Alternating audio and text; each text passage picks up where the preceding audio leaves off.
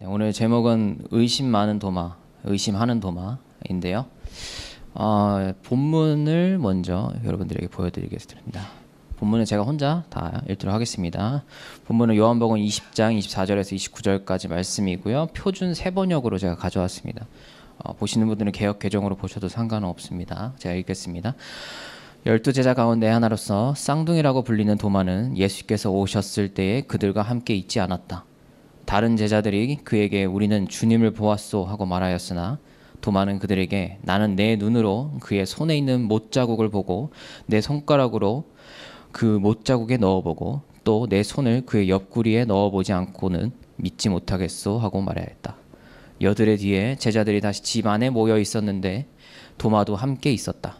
문이 잠겨 있었으나 예수께서 와서 그들 가운데로 들어서셔서 너희에게 평화가 있기를 하고 인사하셨다. 그리고 나서 도마에게 말씀하셨다. 내 손가락을 이리 내밀어서 내 손을 만져보고 내 손을 내 옆구리에 넣어보아라. 그래서 의심을 떨쳐버리고 믿음을 가져라. 도마가 예수께 대답하기를 나의 주님 나의 하나님 하니 예수께서 도마에게 말씀하셨다. 너는 나를 보았기 때문에 믿느냐? 나를 보지 않고도 믿는 사람은 복이 있다. 아멘. 자, 오늘 우리에게 하나님께서 주신 말씀을 읽어봤고요. 또 설교로 한번 들어가 보도록 하겠습니다. 자, 의심 많은 사람의 대명사가 바로 이제 도마죠. 영어 표현에서도 이제 다우팅 토마스라고 이렇게 또 표현이 있을 만큼 어떤 기독교 문화권에서 의심이라고 하는 키워드의 가장 대표적인 인물 떠오른다 하면은 바로 도마가 될 것 같습니다. 도마라는 인물은 그만큼 우리에게 의심하는 존재 혹은 의심 많은 믿음이 좀 연약한 사람, 보지 않고서는 믿지 않는 그런 어떤 결과물이 필요한 사람, 뭐 이렇게 많은 사람들에게 느껴지고 보여지는 인물이죠. 이제 그런 이 주제는 성화에서도 굉장히 많이 다뤄주는 주제 중에 하나예요. 이건 이제 카라바조라고 하는 400년 전에 이제 화가인데요. 르네상스 시계죠. 그래서 그 화가가 이제 이 본문의 내용을 그림으로 그린 작품입니다. 근데 이 작품이 사이즈가 뭐 107cm에 146cm래요. 그러니까 진짜 한 뭐 요 정도 사이즈 정도 될 것 같아요. 실제로 그림을 봤을 때. 그래도 저희가 그냥 보기에도 상당히 큰 사이즈의 그림이죠. 뭐 그렇게 작은 사이즈는 아닙니다. 여러분들 잘 보시면은 이 그림의 명암이 굉장히 대조가 많이 되어 있어요. 어떤 부분은 굉장히 밝고 또 주변은 굉장히 어둡고, 그러니까 빛과 어둠에 대한 것들을 굉장히 강조해서 이 그림을 그렸다는 것을 볼 수가 있는데요.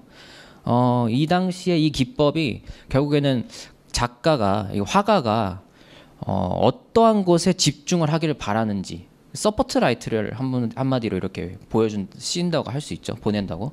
그 조명을 이렇게 비추는 것처럼 이곳에 집중을 하길 바라는 부분들에 대해서는 어느 정도 밝게, 그리고 어느 정도 관심을 좀 덜 했으면 좋겠다라고 생각하는 그 작가의 의도가 있는 부분에는 조금 어둡게, 이렇게 함으로써 작가의 의도를 드러내고 있는 것이죠. 그러면 이제 그림에서 딱 봤을 때 저희가 눈에 띄는 곳은 예수님의 상처에 저 손가락을 넣고 있는 부분이 될 것 같아요. 어떻게 보면은 저 부분이 가장 뭔가 좀 그로테스크한 느낌이 들 정도로 손가락을 상처에 진짜 후벼서 이렇게 넣고 있는 장면이 도마의 저 놀라운 표정만큼이나 저희도 놀라게 하는데, 예수님의 표정은 전혀 미동이 없어요. 예수님은 전혀 고통을 느끼지 않으면서 자신의 상처에 도마의 손을 잡고 직접 넣어주십니다. 결국엔 이 그림에는 이걸 그린 화가의 의도가 들어갔다, 어떤 메시지가 들어갔다라고 볼 수 있죠. 근데 성경 본문을 보면은 손가락을 상처에 넣었다라는 부분은 없어요. 저희가 본문을 읽어봤지만 그냥 보고 이렇게 해봐라, 그러고 의심을 떨쳐버리고 믿음을 가져라, 그러자 도마가 예수께 대답하기를 나의 주님 나의 하나님 했다. 이 부분만 나와 있을 뿐입니다. 그러니까 이 성화에 대한 부분은 어떻게 보면은 어떤 사실에 대한 측면에서는 거짓이라고 얘기를 할 수 있겠죠. 그런 부분은 어떻게 아까 말씀드렸던 것처럼 작가의 어떤 자신의 메시지가 이 그림에 담겨 있다라고 밖에는 볼 수 없을 것 같아요. 근데 그렇다면 이 작가가 평가하는 도마의 도마라는 인물은 결국에는 의심을 한 거를 확인해야 되는 존재다라고 작가는 도마에 대해서 이해를 하고 그렇게 느끼고 그렇게 사람들에게 얘기를 하고 싶었던 거죠. 이 그림을 이렇게 그렸다는 것은. 이런 해석에 대해서 우리가 과연 어떻게 받아들일 수 있을까요? 근데 많은 사람들이, 거의 대부분의 사람들이 도마에 대해서 이와 같은 평가를 내리고 있다는 거예요. 우리만 하더라도 도마하면 의심한다. 도마하면은 실제로 어떤 일이 있었는지 직접 보아야 믿는 사람이다 라는 평가와 이 카라바조가 그린 이 그림의 평가는 별반 다르지 않다라는 거죠. 왜냐하면 성경 본문에서는 실제로 넣어보진 않았고 그냥 넣어봐야 믿겠다 했지만 그냥 넣지 않고도 도마는 믿었어요. 그러니까 그냥 팩트적인 측면에서 볼 때. 그래서 우리가 보는 시선과 이 그림을 그린 카라바조의 시선은 크게 다르지가 않습니다. 결국엔 도마라는 인물에 대해서는 우리는 어느 정도 과거에 많은 사람들이 그렇게 해왔던 전통적인 그 이미지를 계속 가지고 있다라는 거죠. 그런데 이게 오늘날 과학적 사고가 기본적인 사고가 되는 현대 사회에서 그냥 보지도 않고 묻지도 않고 그냥 믿어. 이게 바로 성경에 적혀있는 말씀이다 라고 했을 때 그것을 자연스럽게 받아들일 수 있는 사람들이 과연 얼마나 있을까요? 이 현대 사회에서. 기본적으로 현대 사회에서 가지고 있던 인식 체계는 뭔가 증명이 돼야지 믿는 체계예요. 그렇죠? 그래서 그런 부분들에 대해서 우리가 놓치지 않고 한번 이 본문을 이해하는데 살펴봤으면 좋겠어요. 우리는 이 현대 사회를 살고 있는 우리가 이제 이 본문을 읽어야 되니까요. 그래서 이런 태도들이 이제 봐야지 믿는 그런 태도들, 이제 그런 것들이 과연 교회 내에서는 좀 부딪히는 부분들이 많죠. 솔직히 말해서. 그러니까 교회의 입장에서는 많은 교회들이 그런 건 아니지만 몇몇 교회들, 특히 한국 교회들에서는 좀 많이 보이는 부분일 수도 있겠지만 믿음에 대해서 질문한다거나 의심한다거나 그랬을 때 그 사람의 태도에 대해서 부정적으로 깎아내리는 부분들이 경향이 어느 정도 꽤 나타나죠. 그래서 그런 것 때문에 상처받는 사람도 생기고 오히려 믿음을 떠나는 사람들도 왕왕 있는데, 그런 부분들이 우리들에게 과연 어떤 시사점을 주는지 좀 고민해 볼 필요가 저는 교회 안에서도 있다고 생각을 해요. 여러분들도 당연히 그런 생각을 가지고 계실 텐데, 근데 결국에는 그런 부분들에 대해서 교회는 응답해 줘야 되는 의무를 또 가지고 있는 곳이잖아요. 그러니까 성경에 대해서 궁금함을 가졌는데 그 부분에 대해서 우리가 대답을 해주지 못하니까 신천지나 이런 데에서는 요한계시록에 대해서 굉장히 명확하고 깔끔하고 딱 떨어지게 얘기를 해주더라. 그러니까 그쪽이 더 말씀에 대해서 잘 알고 진짜의 의도를 전제를 주고 있는 것이 아니냐라는 것 때문에 그 종교를 매력적으로 느껴서 가는 사람들이 굉장히 많다라는 거죠. 그건 결국에는 교회가 가지고 있는 어떤 역할을 제대로 못했다라고 밖에 볼 수가 없는 거죠. 그러니까 그동안 배제해왔고 어떤 질문에서 이제 거리낌을 좀 프레임을 이렇게 씌워왔던 것 자체가 우리들이 가지고 좀 반성해야 될 교회의 기존의 태도가 아닌가라는 거를 우리 모두가 다 공감하실 것 같아요. 오히려 그렇게 내치는 거는 그냥 자신들이 무식하고 자신들의 역할을 다하지 않는다는 거를 드러낼 뿐이에요. 근데 이제 이런 것들이 당연히 신앙의 역효과가 났겠죠. 근데 아트교회에서는 이제 그런 부분들이 없으니까 이런 부분들에 대해서 제가 얘기하고 싶은 건 아니고요. 오히려 저는 교회라는 곳 자체에서 그런 부분들이 나타나는 거는 우리가 이미 알고 있습니다. 하지만 우리가 개인적인 측면에서 우리 믿음에 대해서 우리가 믿고 있는 거에 대해서 질문이나 혹은 의심이나 이런 것들을 하고 있느냐, 저는 오히려 그런 쪽에 좀 주안을 둬서 여러분들에게 말씀을 드리고 싶어요. 그래서 오늘 이 본문을 통해서 저는 우리가 보지 않고 믿어야 한다는 단순한 이야기를 전하고자 하는 게 아니에요. 오히려 이 질문이 우리 바깥을 향해서 혹은 우리 외부를 향해서 나아가는 게 아니라 내 안에서 행해지고 있느냐, 보지 않고 믿는 믿음에 대해서 이 질문이 과연 우리 안에서도 나타나고 있느냐, 저는 이제 여러분들과 함께 그 부분에 대해서 이야기를 한번 나누고 싶습니다. 그래서 자신이 가지고 있는 믿음에 대해서 나는 도대체 무엇을 믿고 있느냐. 당연히 우리 모두가 교회에 온 만큼 예수 그리스도를 믿고 우리가 앞서 고백했던 사도신경의 어떤 대체적인 그런 맥락들의 신앙을 가지고 있어요. 그런데 여기에 대해서 좀 더 깊게 들어가자고 그러면 이제 막 현기증이 나는 거죠. 과연 구원이 뭘까? 성육신이 뭘까? 사도신경에 나오는 공교회란 무엇인가? 그러면 이제 뭐 부활과 영생과 이런 것들은 무엇일까? 라는 측면을 했을 때 과연 여러분들 저를 포함해서 거기에 대해서 명확하게 대답할 수 있는 사람이 몇 명이나 있을까? 한 주제라도 명확하게 교회란 무엇일까요, 여러분? 구원이란 무엇일까요? 창조란 무엇일까요? 종말이란 무엇일까요?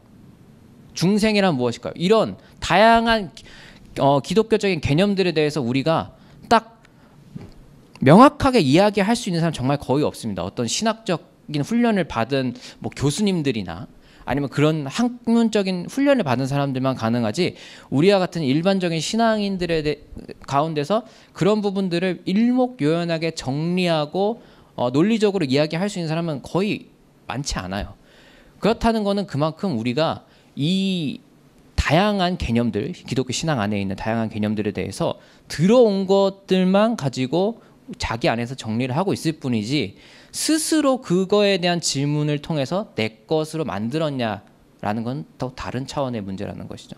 결국엔 우리는 오늘 일요일 날 이렇게 설교를 듣지만, 말씀을 듣지만, 그때 나오는 개념들을 가지고 제가 살아가요, 일주일 동안. 하지만 그 일주일 동안에 하루에 이 주일에 듣는 설교와 6일간의 평일간에 있는 그 우리의 그 시간적인 전체적인 그 절대적인 그 시간의 차이는 분명히 있잖아요. 하루와 6일이라는. 그러면 그 안에서 우리가 스스로 질문을 해보고 되새기고 그거를 정리하고 내 것으로 만드는 시간을 과연 가지고 있느냐, 혹은 가졌던 적이 있었느냐. 저는 이 부분에 대해서도 굉장히 우리가 좀 중요하게 생각해야 될 부분이 아닌가 하는 지점을 여러분들에게 말씀을 드리고 싶어요. 왜냐하면 우리가 계속 교회에 대해서 나와서 이렇게 가장 듣기 좋다라는 표현보다 딱 이해가 딱 되고 간결하고 간단하고 또 듣기가 쉬운 말들, 그리고 듣기 좋은 말들이 우리에게 달콤하게 느껴져요. 확실히. 그리고 그게 이해가 잘 되는 부분은 당연히 좋은 측면도 있지만, 뭔가 복음이라는 부분들을 그렇게 간단하게 이야기하고 재단할 수 있느냐, 혹은 기독교적인 개념들, 다양한 모든 많은 개념들이 창조는 이겁니다, 혹은 복음은 이겁니다 라고 우리가 딱 A는 B다라는 단순한 형태로 우리가 기독교적인 개념을 설명할 수 있는 게 과연 얼마나 있을까? 그게 중요하다는 거죠. 과연 그 부분들에 대해서 우리는 얼만큼 깊고 파고 들어본 적이 있느냐라는 거죠. 유튜브만 딱 쳐도 복음은 이런 것입니다. 되게 간결하게 잘 얘기해줘요. 뭐 한 줄로 정리하자면 이렇습니다. 예수님의 사역은 이겁니다. 한 줄로 딱 정리해줘요. 다 일타 강사예요. 다 제가 유튜브만 딱 여러분들 제목 딱 단어 하나만 쳐도 그런 게 나와요. 요한계시록에 나오는 용의 의미 이겁니다. 뭐 다시 오실 그리스도의 날 몇 월 며칠입니다. 딱 정해주잖아요. 얼마나 편하고 얼마나 간단하고 얼마나 우리에게 확 다가옵니까? 근데 과연 이게 기독교가 가지고 있는, 우리 성경이 말하고 있는 어떤 기독교적인 개념의 모든 것을 포괄할 수 있을 만큼의 정말 절대적인 진리의 속성을 가지고 있느냐, 우리가 그거를 진리라고 받아들일 수 있느냐는 전혀 다른 문제라는 거죠. 왜냐하면 그게 우리에게 너무나 당연하게 느껴지고 간단하게 느껴지고 쉽게 느껴지고 딱 확 와닿을지 몰라도 그거는 올바르지 못하다면, 올바른 해석이 아니라면 마약과도 같다라는 거예요.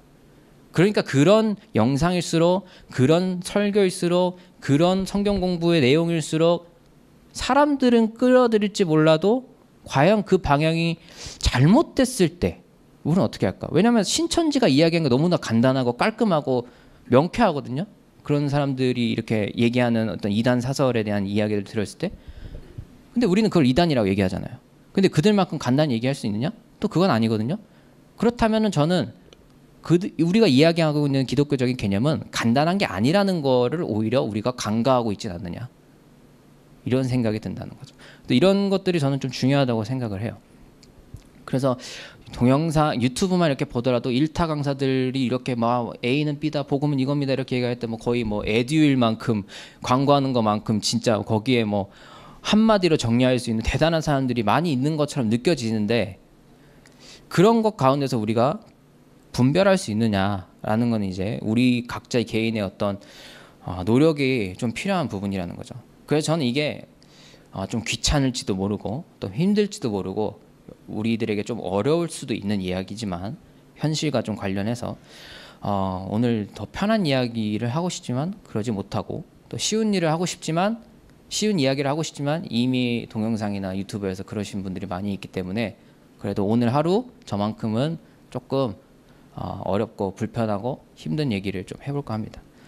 그래서 요한복음 20장의 내러티브는 되게 유명한 이야기죠. 그래서 이제 의심 많은 도마 이야기는 여러분들이 다 알고 있는 이야기예요. 그리고 이 앞절에서는 도마 앞에서는 이제 제자들 가운데 이제 예수님이 한번 이미 나타나셔서 제자들에게 자신의 어떤 모습을 보여주셨죠. 부활하시고 나서. 그리고 그 앞에는 또 막달라 마리아가 예수님 무덤에 갔더니 예수님의 무덤 안에 시체가 없는 거를 보고 그걸 이제 놀라는 광경도 이제 20장 안에 다 들어 있는데요. 근데 이제 이 본문에 지금 오늘 하고 있는 이 본문이죠. 20장에 있는 이 본문의 가장 핵심적인 부분들을 여러분들이 만약에 꼽으라고 한다면은 대부분의 사람들이 29절을 꼽을 거예요. 너는 나를 보았기 때문에 믿느냐? 나를 보지 않고도 믿는 사람이 복이 있다. 이게 어떻게 보면 가장 중요한 메시지가 아닐까라고 생각을 하겠죠. 저도 그렇게 동의를 합니다. 여기서 뭐 한번 꼽으려고 그러는 건 아니고, 이런 부분들이 이제 여러분들이 딱 봤을 때 저도 마찬가지지만 중요한 부분이구나. 과연 나를 보았기 때문에 보지 않고 믿는 사람이 복이 있다. 그러면 보지 않고 믿는 믿음이 정말 건강한 믿음이고 좋은 믿음이고 예수님께서 바라시는 믿음이겠구나. 이렇게 우리 이제 1차적으로 받아들이죠. 이게 나쁘다는 거는 뭐 좋은 것도 아니고 중립적인 의미에서 그렇죠. 그런데 저는 이 나를 보지도 않고 믿는 사람은 복이 있다라는 거를 한 번 더 좀 더 우리가 생각을 해봤으면 좋겠다라는 겁니다. 당연히 보고 믿는 게 잘못된 겁니까? 보고 믿는 게 잘못된 겁니까? 보고 믿을 수도 있잖아요. 보고도 안 믿는 사람이 얼마나 많은데. 보고도 안 믿는 사람이 너무 많아요. 근데 보고라도 믿으면 다행 아닌가요? 그러니까 우리는 보면 당연히 믿을 것 같아요. 하지만 현실은 봤는데도 안 믿는 사람 천재예요. 제가 좀 이따 또 얘기를 하겠지만, 그러니까 예수님을 보지 않고 믿으니까 현대 지금 우리들은 제자들보다 더 뛰어난 믿음을 가지고 있는 사람입니까? 이렇게 질문할 수도 있잖아요. 우리는 예수님 보고 믿나요?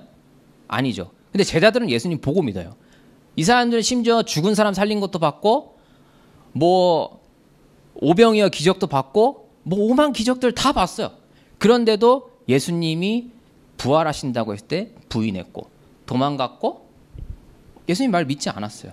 그러니까 이 사람들 또한 보았는데도 불구하고 이 제자들은 이미 믿지 않은 것과 다를 바가 없는 전과가 있는 사람들이에요. 사실 이 제자들이라는 사람들도.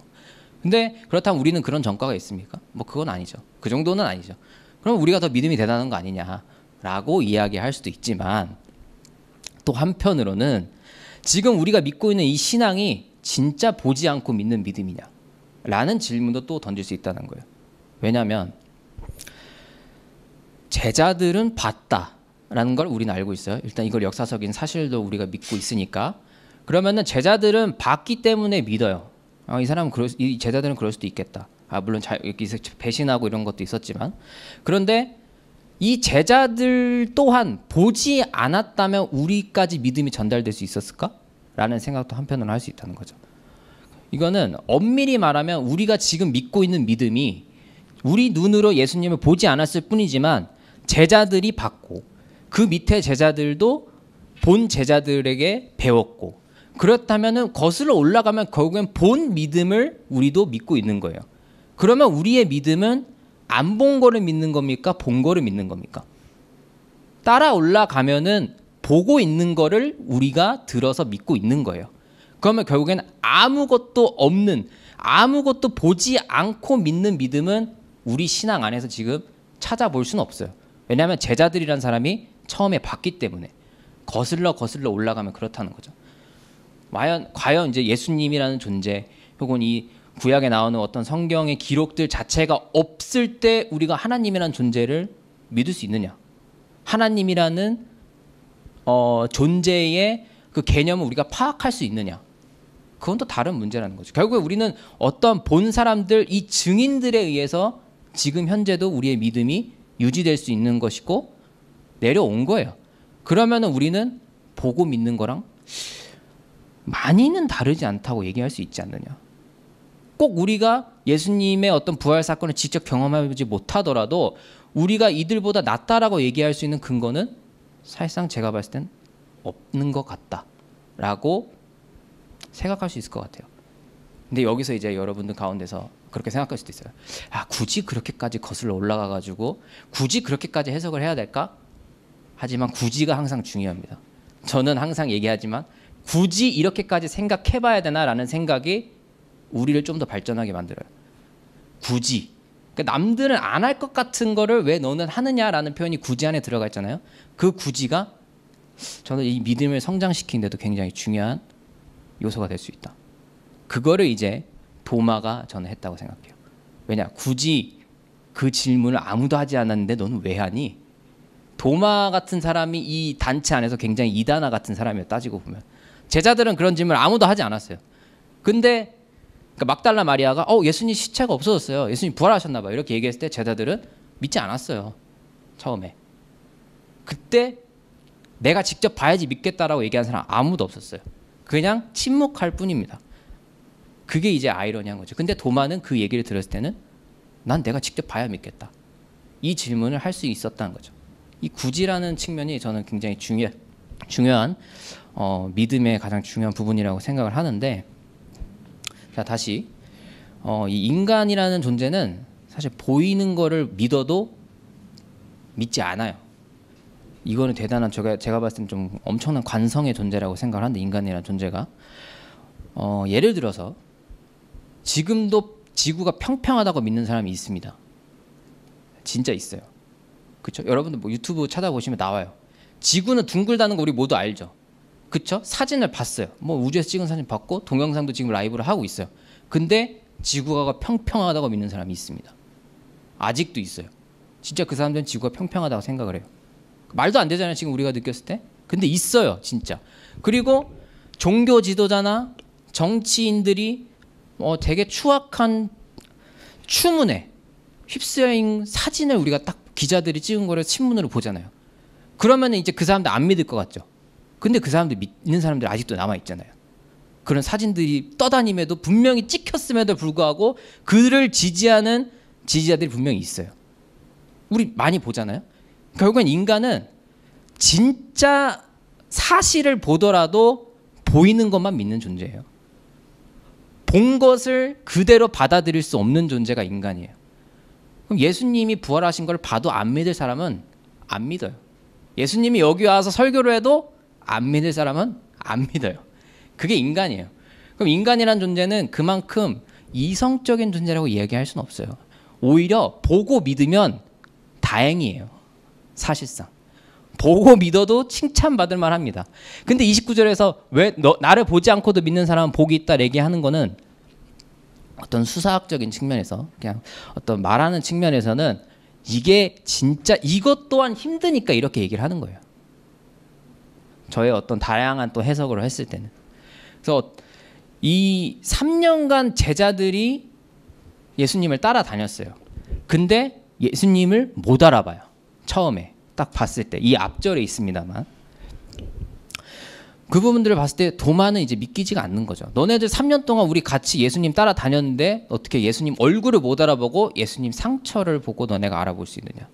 먼저 여기 한번 볼게요. 19절에 나오는데 유대 사람들이 무서워서 문을 모두 닫아 걸고, 이제 이건 20장 19절이에요. 그래서 이게 제자들이 처음 부활하신 예수님을 봤을 때 상황입니다. 20절에 보면 두 손과 옆구리를 그들에게 보여주셨다. 제자들은 주님을 보고 기뻐했다. 이때 믿은 거예요. 근데 19절은 왜 안 믿었다고 제가 여러분들에게 말씀드리냐면, 이미 막달라 마리아가 제자들에게 예수님 부활하셨다. 부활하신 것 같다. 시체가 안 보이더라. 이렇게 얘기를 했는데 제자들은 유대 사람이 무서워서 문을 모두 닫아 걸고 있었다. 진짜 부활하신 예수님을 믿었다면 문을 왜 걸어 잠그고 있었을까요? 왜 무서워할 이유가 뭐가 있었을까요? 내가 믿는 예수님이 부활했는데 다시 살아나셨다. 그러면 그분이 하나님이시고 하나님의 아들인 걸 알고 있는데 그걸 믿고 있는 사람들이 왜 굳이 문을 걸어 잠글 필요가 있느냐? 왜 두려워할 필요가 있느냐? 부활에 대한 그 개념을 이 사람들은 직접적으로 100% 믿었을까? 라는 의심을 할 수밖에 없다는 거죠. 그런 측면을 봤을 때 이들은 20절에 예수님이 딱 나타났을 때 너희에게 평화가 있기를 하고 인사말을 하신 다음에 20절에서 두 손과 옆구리를 그들에게 보여주시고 그 다음에 제자들은 야 진짜 주님이 살아나셨구나. 그제서야 이제 기뻐할 수 있게 된 거죠. 왜 19절에서는 기뻐할 수가 없을까요? 확인이 안 되니까. 19절에서는 기뻐했죠. 왜? 상처를 보여주셨으니까. 이들도 보고 믿었어요. 근데 이제 예수님은 보지 않고 믿는 사람이 복이 있다. 왜냐? 그만큼 보고 믿는 것조차도 복이라고 이야기할 수 있고 또 다른 한편으로는 보고 믿는 믿음이 너무 힘들다. 보고 믿는 믿음도 그렇게 또 이야기할 수 있다는 거죠. 근데 막달라 마리아가 살아났다고 했는데 아니라고. 제자들은 못 믿는 거죠. 그걸 들어도 오늘의 상황과도 그렇게 크게 다르진 않아요. 지금 이 성경에 나타나는 그런 모습들이. 그래서 바울도 이제 로마서 10장 17절에 보면 믿음은 들음에서 나고 들음은 그리스도의 말씀으로 말미암다라고 얘기를 했죠. 그걸 잘 알고 있어요. 근데 믿음이 과연 진짜 그리스도를 향하고 있느냐라는 질문에 대해서 우리가 어떻게 대답할 수 있을까요? 성경만 가지고도 지금 이단이 이렇게 판을 치는데 똑같은 성경을 보잖아요, 우리랑.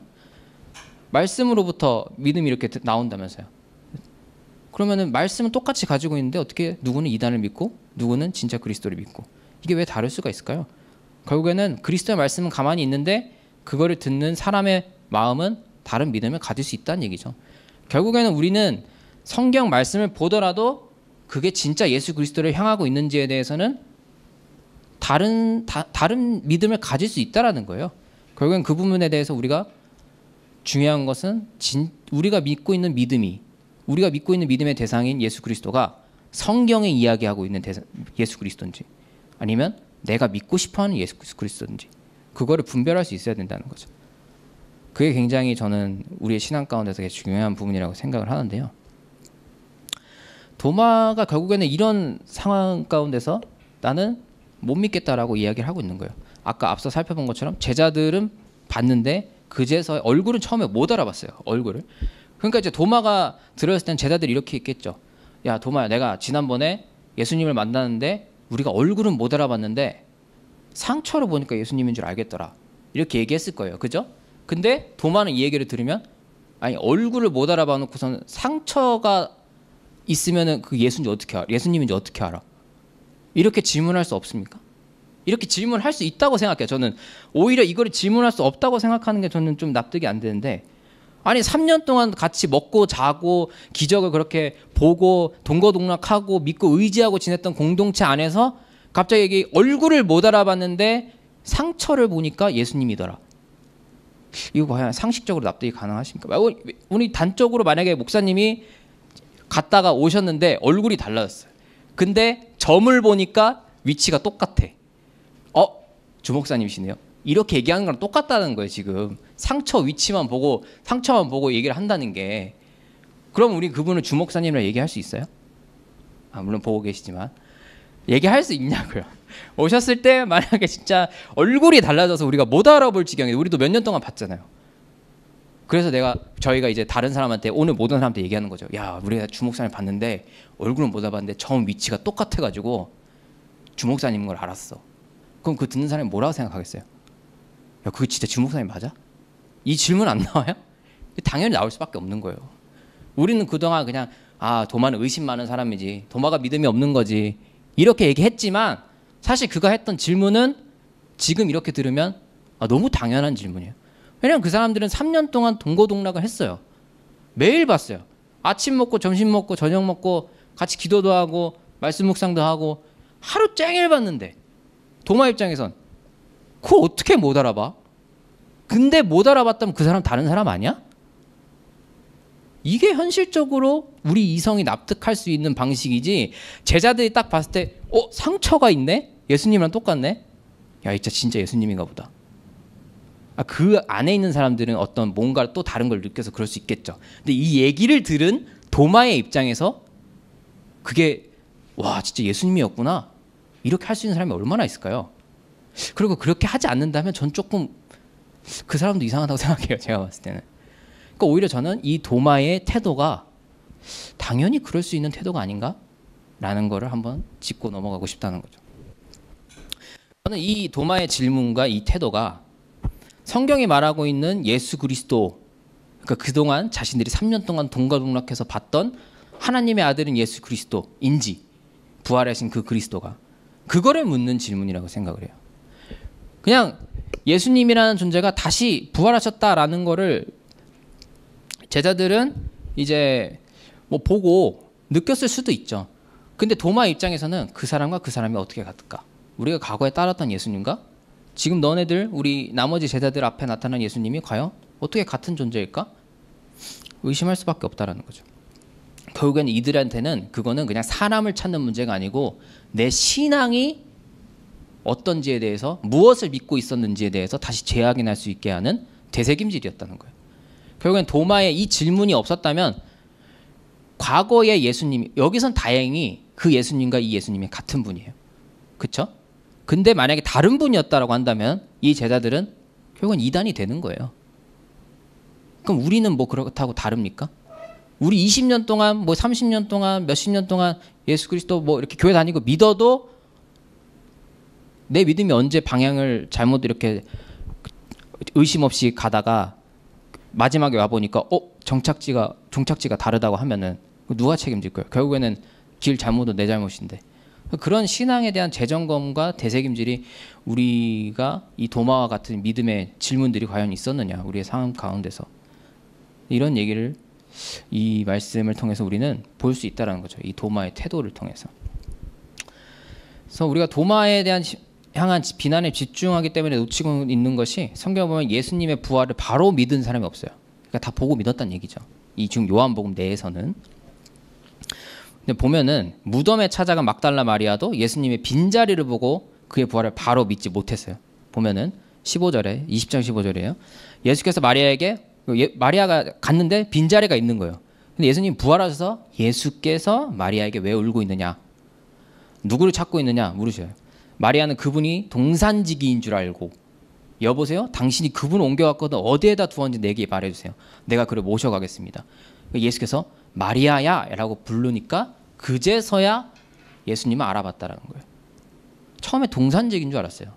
근데 마리아도 예수님 많이 만났죠. 몇 년 동안 따라다녔죠. 근데 왜 못 알아봅니까? 그러니까 얼굴이 달라졌다는 얘기예요. 예수님이 부활하고 나서.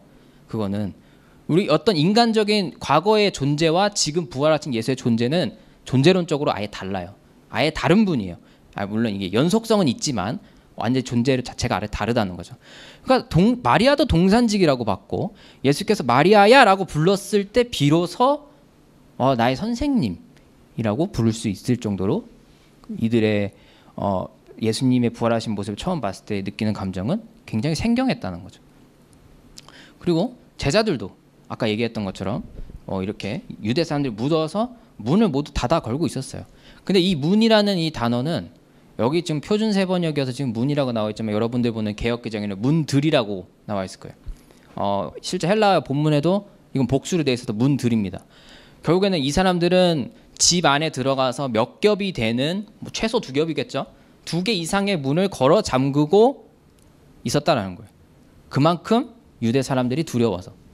왜? 자신들이 예수 그리스도를 믿는 사람들이니까. 왜냐하면 그건 예수님이 십자가에 처형될 때 정치사범으로 처형됐잖아요.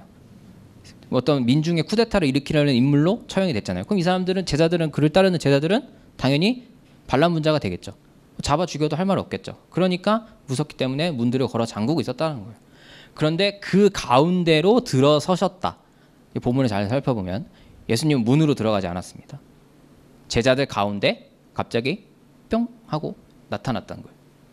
이게 본문을 잘 살펴보면 나오지만 우리가 간과하기 쉬운 부분들 중에 하나예요. 그러니까 예수님은 갑자기 제자들 가운데 우리 갑자기 여기 딱 나타난 거예요. 제자들 보였을 때 당연히 놀래죠. 그렇죠? 근데 그때 처음 나타나서 하시는 말씀은 너희에게 평안이 있기를. 그러니까 얼마나 제자들이 동고동락했던 이 제자들이 딱 나타났는데 무서워가지고 벌벌 떨어가지고 문을 2겹 3겹으로 잠그고 이렇게 있는 것을 보고 예수님께서 얼마나 안타까웠으면은 너희에게 평안이 있기를 이라는 말로 먼저 그들을 안심시켰을까라는 생각도 들어요. 이 본문을 봤을 때. 그러면서 이 예수님의 어떤 이 행동들, 갑자기 딱 나타났던 행동들은 오히려 오늘날에 우리에게 적용한다면 우리가 믿음을 가지고 있음에도 불구하고 굳게 닫혔던 마음들을 마음의 공간이라고 했을 때 이 공간을 갑자기 우리 마음 한가운데로 들어오세요. 그리고 예수 그리스도가 우리의 중심에 들어오셔서 우리에게 평안을 주셨고, 그리고 그들에게 바로 20절에 보면 상처를 내보이신 것처럼 자신의 상처를 보이면서 성경에 따르면 이제 그 상처는 우리 때문에 생긴 거잖아요. 이제 그런 부분들을 보여주면서 예수님과 나의 교감을 그 안에서 하고 있다라는 거죠. 오늘 우리에게 적용을 하자면. 그러니까 이 마음의 문들은 닫혀 있지만 우리가 몇 겹을 하고 있어요. 하지만 그게 아무런 의미 없을 만큼 문을 열고 들어오지도 않고 뚫고 들어오지도 않았고 그냥 갑자기 우리 마음 가운데서 딱 하고 나타나셨다라는 거예요. 그런 부분들이 우리에게 다 주는 인사이트는 또 예수님이라는 존재를 조금 촉촉하게 얘기하자면 정말 우리를 사랑하고 계시는구나라는 느낌으로도 받아들이기에 충분할 것 같아요. 촉촉하게 받아들이자면. 그래서 요한복음은 결국엔 보고 믿은 것 자체에 대한 평가를 그렇게 부정적으로 하진 않아요. 왜냐하면 앞서 말한 것처럼 마리아도 보고 믿었고 제자들도 상처를 보고 믿었고 도마도 결국엔 상처까지만 보고 넣진 않았지만 믿었습니다. 그리고 이런 부분들은 이 보았다라는 이 단어 자체가 헬라어 단어를 이 요한복음 내에서는 굉장히 많이 쓰여요. 다른 복음서와는 달리. 내가 하나님의 영광을 보았다. 뭐 1장 14절에 요한복음에도 나오고 세례 요한도 예수님을 보고 나서 예수님을 증언하기 시작해요. 예수님 안 보고 증언할 수 없으니까. 또 예수님 자신도 여기 와서 보라 행한 기적을 이렇게 얘기하신단 말이죠. 그럼 요한복음 자체는 보고 믿은 믿음에 대해서 그렇게 부정적인 뉘앙스로 이야기를 하고 있지 않다는 겁니다. 근데 결국엔 그것이 시작이 되기 때문에 결국 이제 우리 다시 본문으로 돌아가면 26절에 보면 여들의 뒤에죠. 7 플러스 1이에요. 그러니까 완전수가 7이잖아요. 그리고 1이 들어간다는 거는 새로운 사이클이 시작됐다는 거죠. 여들이라는 말은. 결국엔 이런 어떤 숫자적인 의미의 상징이 가지고 있는 의미를 본다면 여드레라는 의미는 새로운 시작, 완전함 다음에 이제 나타나는 새로운 시작을 의미를 한다고 볼 수 있어요.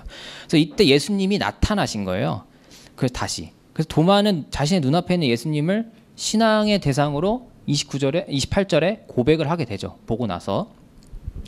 근데 이제 그리스도에 대한 예수님의 제자들이 하는 고백이 딱 이제 2번 나타나요. 먼저 마태복음 16장 16절에서 베드로가 하는 고백이죠.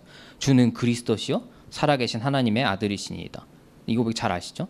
이거랑 그리고 이제 여기서 베드로가 반석이라는 새로운 이름을 받고 뭐 열쇠를 받고 이렇게 되게 수제자로 인정받는 것 같은 뉘앙스의 어떤 이미지들이 그 고백 다음에 나타나게 돼요.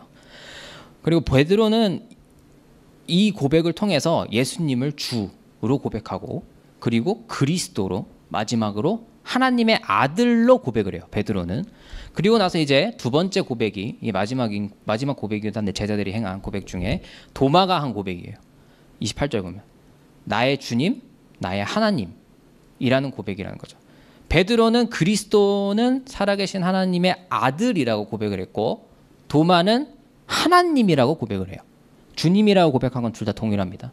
근데 하나님의 아들과 하나님이라는 차이가 발생해요. 그러니까 예수님을 하나님의 아들이 아닌 하나님 자체로 고백할 수 있는 믿음은 어디서 왔을까? 저는 도마가 했던 그 질문이 이런 고백을 할 수 있게 한 원인이지 않았을까? 저는 원인이었다고 생각을 해요. 왜냐하면 그런 도마의 의심하는 태도, 그러니까 내가 본질을 찾고자 하는 그 태도가 없이는 과연 예수라는 존재의 본질적인 정체성이 하나님이잖아요. 하나님의 아들은 우리가 삼위일체를 볼 때도 위격이라고 얘기하지만 동일 본질은 하나님이라고 얘기하잖아요. 그럼 하나님이라는 그 존재적인 특성을 과연 도마는 어떻게 발견할 수 있었을까? 그리고 왜 도마만 발견했을까? 라고 한다면 그 차이는 여기 요한복음에 나타났던 나는 보지 않고는 못 믿겠다라고 하는 그런 어떻게 보면 굳이라고 할 수 있는 그 질문의 태도에 의심의 태도에 있다라고 저는 생각합니다. 이 부분이 저는 우리가 신앙생활을 하고 있을 때 도마에게 배울 수 있는 가장 중요한 자세라고 생각을 해요. 이런 제자들은 예수님의 얼굴이 달라졌을 때 못 알아보고 상처를 봤을 때 믿었지만 과연 그 예수님이 우리가 과거에 믿고 따랐던 예수님이 아니었다라고 하면 가정이지만 어떤 결과가 나왔을지 너무도 끔찍하기 때문에 결국에는 이 도마의 질문이 너무 유의미할 수밖에 없다라는 거죠. 특히 예수님이라는 존재를 직접 눈으로 볼 수 없는 오늘날의 시대는 더 그런 질문들이 활발하게 나타나야 된다고 생각을 해요. 오히려 제자들은 눈으로 봤으니까 그런 게 좀 덜할 수 있을지 몰라도 저희들은 더 열심히 그런 고민들에 대해서 내 신앙에 대해서 점검하는 태도를 좀 가질 필요가 있지 않은가라고 생각을 하는 겁니다. 그래서 올바른 신앙은 절대 쉽지 않습니다. 거저주지도 않아요. 가장 위험한 게 우리 자신입니다. 내가 보고자 하는 성경이 아니라 성경이 나에게 말하는 내용에 집중하는 것. 그게 가장 기본적이면서 어렵고 또 훈련이 필요한 거죠. 우리 모두가 성경이 이야기하는 소리를 듣기 위해서 노력을 해야 된다는 건 다 알고 있어요. 근데 막상 묵상을 하고 나면은 오늘의 나에게 적용해야지 라고 할 때 오늘의 나라는 그 틀 때문에 성경에 얘기하는 예수님이 아니라 내가 오늘 필요한 예수님으로 변질되는 상황이 너무 많이 나타나는 거예요. 그게 우리의 삶 속에서 정말 너무 다반사로 일어나기 때문에 과연 우리가 성경을 읽고 성경에 이야기하는 예수님한테 다가가고자 하는 노력을 과연 하고 있는지조차 이제 잊어버려요. 왜냐하면 나는 성경을 읽고 있다는 것만으로 만족하기 때문에. 그래 남들 바빠 죽겠는 시간에 나는 그래도 이거라도 했다 라는 위안을 자기 스스로 하고 있다는 거예요. 그게 오히려 독약입니다. 성경 읽기만 한다고 해서 그렇게 다 끝났다고 하면은 이단이 더 많이 읽어요. 잘못되게 읽는 사람들도 우리보다 많이 읽습니다. 저는 많이 읽는 것보다 잘 읽는 것도 중요하다고 분명히 말씀드리고 싶어요. 그래서 잘 읽는 것 그리고 과거의 어떤 내 신앙을 되돌아보는 되새기는 태도 그런 것들이 굉장히 중요하다라는 걸 여러분들에게 말씀드리고 싶습니다. 그래서 마지막으로 나는 무엇을 믿고 있는가 라는 질문에 대해서 여러분들이 오늘 말씀을 나누는 가운데서 다시금 생각해 보셨으면 좋겠고 과연 내가 믿고 있는 것은 무엇인가 나는 무엇을 믿고 있는가. 그래서 케냐에 있는 어느 기도문이래요. 지금 여기 나오는 기도문이. 그래서 이 기도문을 우리 다 같이 한번 읽고 축도 없이 제가 축도를 할 수는 없으니까 다 같이 한번 읽고 오늘 예배를 마치도록 하겠습니다. 다 같이 읽도록 하겠습니다. 시작. 반쪽짜리 진리에 만족하는 게으름에서 모든 진리를 알고 있다고 생각하는 오만함에서 선하신 주여 저를 건져 주소서. 아멘.